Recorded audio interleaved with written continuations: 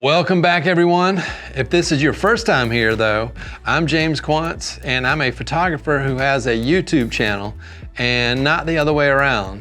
So if you're interested in the ins and outs of professional commercial photography, hit that subscribe button below to join in on the fun.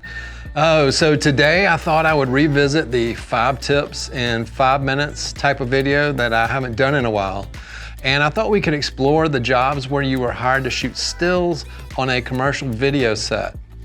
For me at least, this is another type of job I do on occasion when the opportunity comes up. They usually pay pretty well and there's not a lot of pressure on you if you do it right, and that's what we will get into during this video. So don't overlook this type of work. And I'm speaking from my experience. I've been hired for this type of thing if a client needs some images to help promote a video production, and everything is captured on set. And then there's a second form of this type of work, which will usually involve a more formal photo shoot at the beginning or the end of the video production. But regardless, I've created some of my most favorite images during these types of shoots. Okay, so the clock is running. We're just gonna dive right into this thing. My first tip would be to check your ego on this type of job.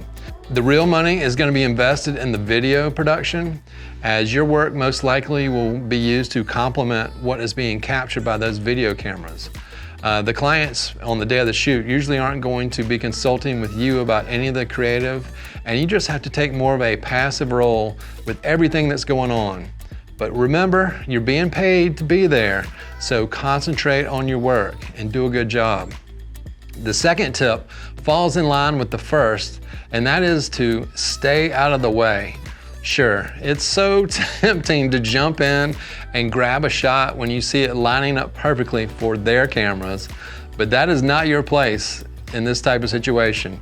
Instead, I do my best to look for alternate angles where I can shoot in a place that won't interfere with their framing. Now, remember, the more cameras they're using will make this harder, since you don't want to be caught up with, in the frame of a B camera or C camera, as well as the A camera.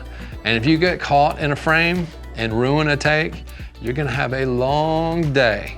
So that brings me to my third tip, and that is to do your best to get to know the director. The director is the ultimate gatekeeper on a project like this, and they will have full control of your access to a certain degree. I mean, obviously you've been hired by the client, but the director can make things easy or very difficult for you. So the first thing I try to do on a set, if not before, is to meet the director and assure them that I've done this type of thing before and I won't do anything without their blessing. Now, if you screw up on my second tip and you get in the way, it will most definitely make this step much, much harder. All right, so after you've met the director, my next step and the next person you want to meet is the DP, otherwise known as the Director of Photography. Now, this person will likely have the main point of view during the filming, and you will likely be spending most of your time in their vicinity. So it's very important to form a friendly relationship on set. In my experience, one of the most common occurrences during a production is between takes, when the director is consulting with the agency or client and everyone's just waiting on set. In that case, if you have some rapport with the DP, you can ask to hop in front of his setup or her setup and grab a couple of quick images between takes. Now, the smart thing here is to get in and out long before they're ready to shoot again.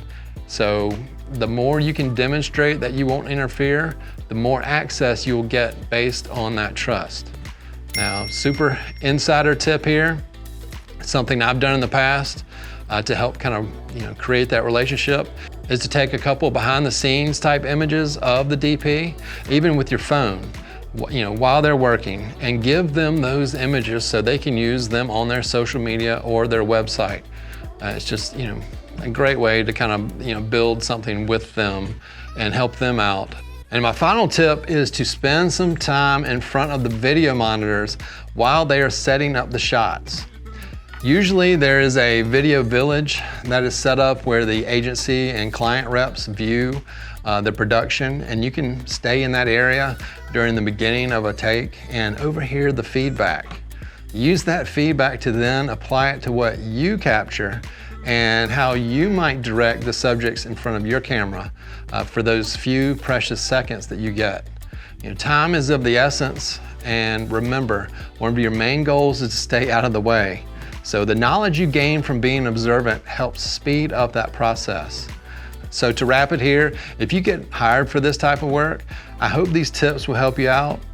And you know, while we're here, I might as well let's add 2 more amazingly beneficial things from doing this type of work. One on the top of my head here is that you get a front row seat to observe how a production like this functions. And make sure you take a little time to check out, you know, the lighting that they're using, the client interaction, the interaction on set between the director and talent. It's just an incredible place to learn new skills you can hopefully apply in the future to your work.